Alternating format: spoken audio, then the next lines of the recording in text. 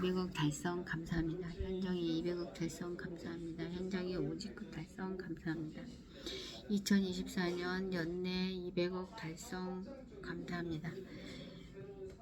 2024년 200억 달성 감사합니다. 2024년 200억 달성 감사합니다. 2024년 200억 달성 감사합니다. 2024년 200억 달성 감사합니다. 2024년 200억 달성 감사합니다. 2024년 200억 달성 감사합니다.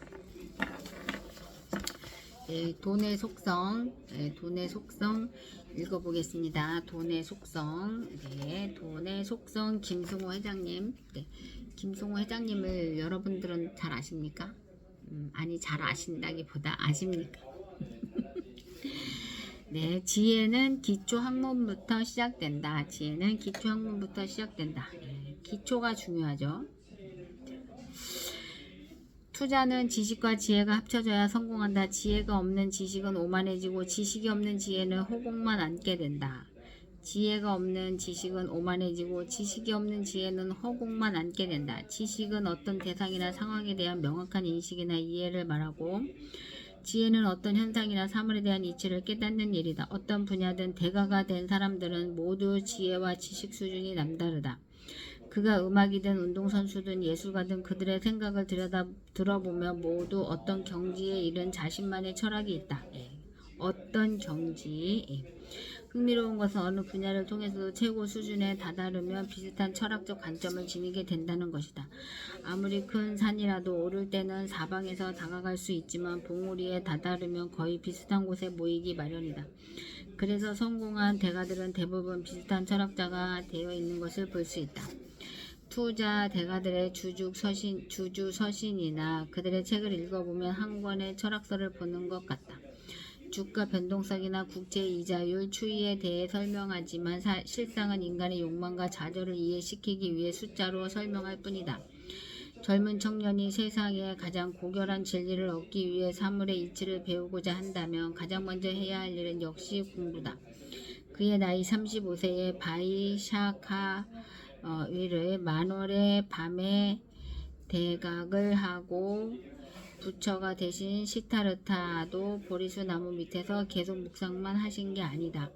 처음엔 바람은 고행자를 선생으로 모시고 단식과 결과 부자를 유지하는 등 온갖 고행을 했고 브라만교의 행자에게서 요가도 배웠다. 결국 왕국을 물려받을 생각이 없다는 것을 알게 된 석가의 아버지는 5명의 선생을 보내 아들을 6년 동안이나 개인 교습을 시켰다. 대학 교수 5명에게 집중 과외를 받으셨던 것이다. 예수님의 산상수훈 설교는 예수의 가르침 중 으뜸으로 알려져 있다. 1947년 이스라엘과 요르단 사이의 사해 근처의 툼난 동굴에서 유대교의 한 종파인 에세네파의 고문서가 발견됐다. 유대 지파 중에서 에세네파는 금욕주의, 의로움, 경건함을 중시하는 지파였다. 당시 집권 세력이었던 사두개파와 바리새파의 박해를 피해 이러한 기록들을 동굴에 숨겨 놓았던 것이다. 오래된 이 문서에는 예수님의 산상수훈의 설교가 담겨 있다. 그 외에도 초대교회의 용어와 조직의 에세네파의 흔적이 많이 남아있다. 이 기록물들이 예수님이 태어나시기 150년 전에 만들어진 것으로 보아 예수님이 에세네파의 교육을 받았다는 것을 짐작할 수 있다. 예수님은 혼자 목공일을 하면서 독학을 하신 것이 아니었다. 시내 경지로 간 분들도 공부를 하는데 우리는 말할 것도 없다. 학문은 우리가 지혜를 얻는 데 필요한 그릇과 같다. 지혜라는 성수를 담아 오려면 그릇을 가지고 가야 한다. 영어와 수학 같은 학문이 지혜를 얻는 데 무슨 도움이 되냐 물을 수 있지만 다른 언어를 하나 배우는 것은 다른 문화를 통째로 내 안에 가져오는 것이다. 수학을 배우는 것은 인간 사회의 가치 체계를 누구나 인정할 수 있는 형태로 이해하게 해준다.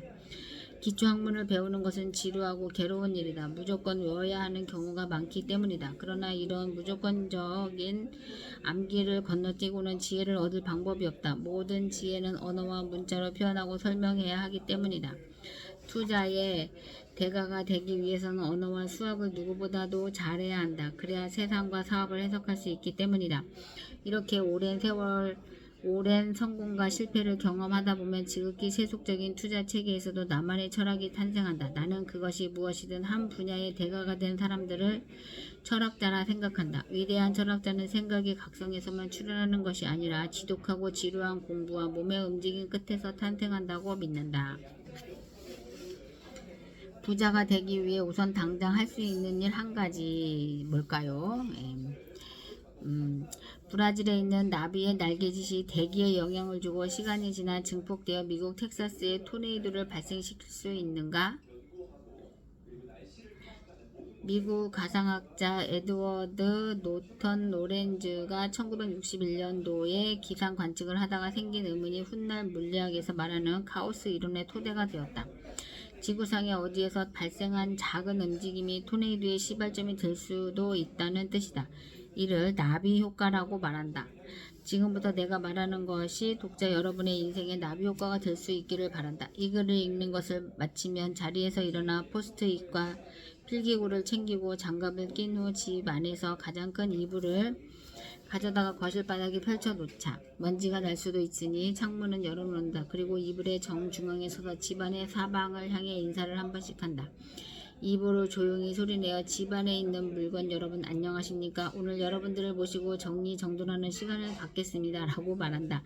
인사를 마치면 집안의 서랍에 있는 모든 물건을 이불 위에 꺼내놓는다. 단 쏟아부으면 안 된다. 하나씩 달걀 다루듯이 이불 위에 차근차근 올려놓는다. 이렇게 꺼내놓고 보면 알게 된다. 얼마나 쓸데없는 많은 물건을 모아왔는지, 한 번도 쓰지 않는 물건이 이렇게나 많은지, 그리고 얼마나 이유 없이 서로 섞여 있었는지 알게 된다.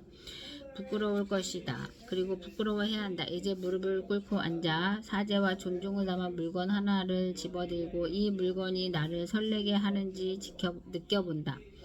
설렘을 무엇으로 표현해야 정확할지는 모르지만 애정이 느껴지고 여전히 간직하고 싶은지 마음에 묻는 거다. 이는 일본의 정리정돈의 여왕 곤도 마리에가 반드시 권하는 방법이다. 여전히 설레는 물건은 오른쪽에 둔다. 그러나 설레지 않는 물건들은 그동안 고마웠어.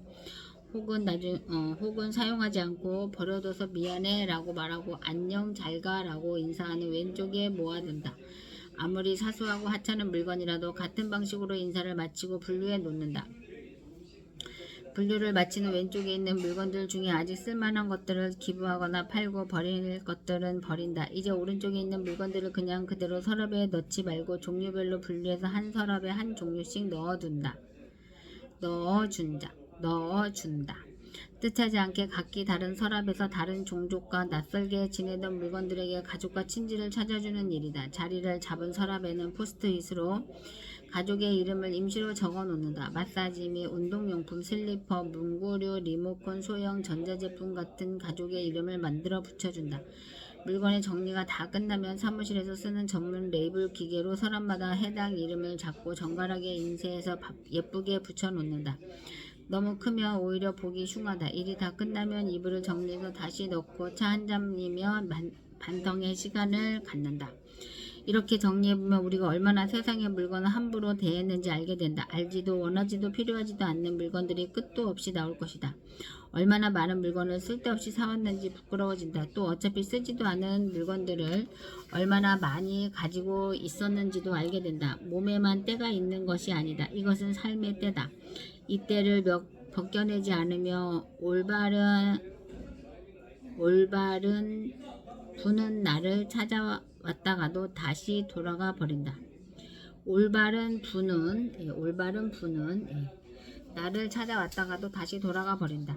팔꿈치와 목 뒤에 때가 낀 남자와 연애하고 싶은 여자는 없다. 이 작은 행동이 나비 효과처럼 물건을 대하는 태도를 바꾸고 세상을 보는 눈을 바꾸며 돈을 제대로 사용할 줄 아는 사람으로 변하게 할 수 있다. 함부로 물건을 사는 일이 줄어들 것이고 사온 물건들을 제 집에 제대로 자리 잡게 되면 어떤 물건을 찾느라고 이리저리 신경을 쓰거나 못 찾아서 다시 사는 일도 없어진다. 씀씀이가 올바라지고 사람이 달라지며 가족 간에 다투고 싸우는 일도 줄어든다. 이렇게 정리를 하고 나면 부엌이나 옷장이나 차고나 화장실도 치우고 싶어질 것이다. 지갑이나 차 트렁크, 컴퓨터 파일도 동일한 방법으로 정리하기를 바란다. 그러면 평생 존중받는 부자로 살 준비가 다 된 것이다. 존중받는 부자로 살 준비가 다 된 것이다. 이제 때만 기다리면 된다. 앞으로 주식이 오를 것 같습니까? 나에게도 이런 질문을 하는 지인들이 있다. 나는 보통 이런 질문에 답을 하지 않는다. 2020년 3월부터 주식이 떨어지자 뒤늦게 주식에 투자한 지인들이 걱정스러운 말투로 여기저기 묻고 다니다가 나에게까지 질문이 들어온다. 사업을 하고 있으니 내 판단이 더 권위가 있을 것이라고 생각하기 때문이다. 더 사야 되나 팔아야 되나 걱정이 많다. 이런 질문에 대답을 하지 않는 이유는 간단하다. 사실 나름의 답을 갖고 있긴 해도 질문자에게 이 답이 유효하지 않기 때문이다. 폭락한 주식이 언제 오를지는 아무도 모른다. 아무리 유명하고 아무리 대단한 투자 기록을 갖고 있고 한 국가의 지도자라도 그건 모른다. 차트에 따라 기술적 투자를 하는 사람이나 과거의 예를 들어 자신 있게 예측하는 사람이야 수없이 많지만 맞으면 영웅이 되고 틀려도 범죄가 아닌 것이 금융시장이다. 그 일로 고소를 당할 이유도 없다. 또한 나는 시장이 어떻게 될지 알고 있던 터라 거기에 맞춰 이미 투자를 진행하고 있었다. 물론 나도 이 시장이 다음 달 혹은 내년에 어떻게 될지는 모른다. 그리고 그건 내 관심사도 아니다. 하지만 내년 혹은 5년 후에는 어떻게 되어 있을지 너무나 잘 알고 있다. 이제 여러분도 답을 알 것 같지 않는가? 시간을 더 늘려보자. 10년 후에는 어떨 것 같은가? 그 정도라면 누구라도 답을 알고 있을 것이다. 묻는다는 것은 어리석은 일이다. 다들 답을 알고 있기 때문이다. 아는 답에 맞춰 정답을 쓰면 되는데 너무 조급하게 알 수 없는 문제를 안고 고민하는 것이다.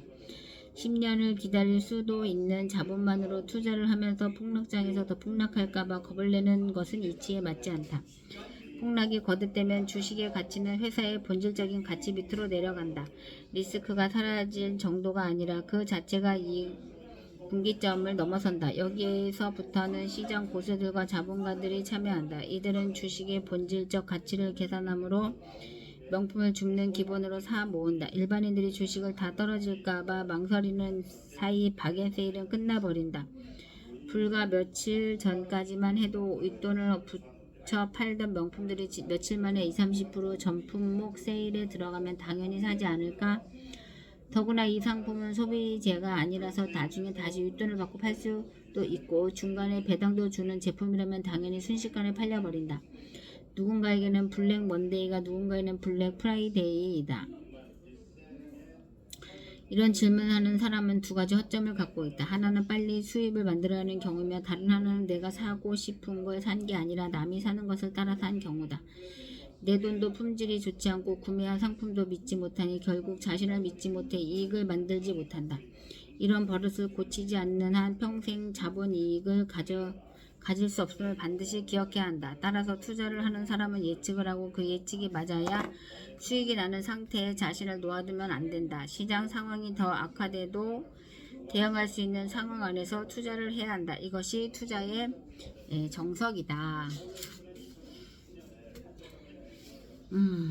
오늘은 여기까지 읽겠습니다. 감사합니다.